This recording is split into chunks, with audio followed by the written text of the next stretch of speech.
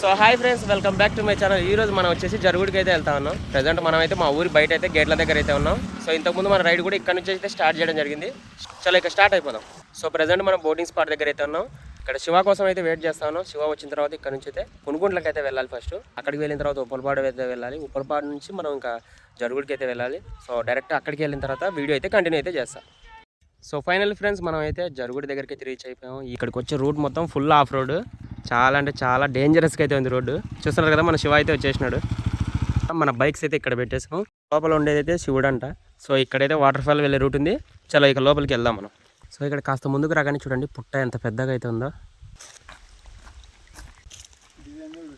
So ఇక్కడ water స్లోగా అయితే వస్తున్నాయి. పైకి అయితే వెళ్ళాలంట. ఈ రూట్ ద్వారా పైకి అయితే వెళ్ళాలి. సో ఇప్పుడు మన శివ అండ్ ఫారూక్ అయితే పైకి అయితే ఎక్కుతా అన్నారు. చూడండి, రూట్ అయితే రిస్కీగానే ఉంది, బట్ జాగ్రత్తగా అయితే ఎక్కచ్చు. చూస్తున్నారు కదా, పైకి వచ్చిన తర్వాత చూడండి మనకి ఇక్కడ ఎలా ఉందో. సో లొకేషన్ వచ్చేసి ఇదే.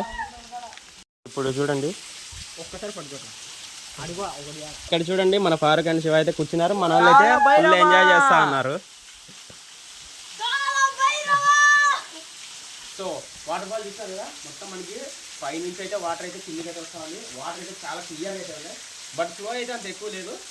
కానీ మనకి ఫ్లో ఉంటే మాత్రం ఇక్కడ ఈ ప్లేస్ మొత్తం ఫుల్ వాటర్ అయితే ఫిల్ అయిపోతుంది. మనం ఇక్కడికి రావడానికి కూడా ఛాన్స్ ఉండదు మ్యాక్సిమం, అది తెలిసైతే.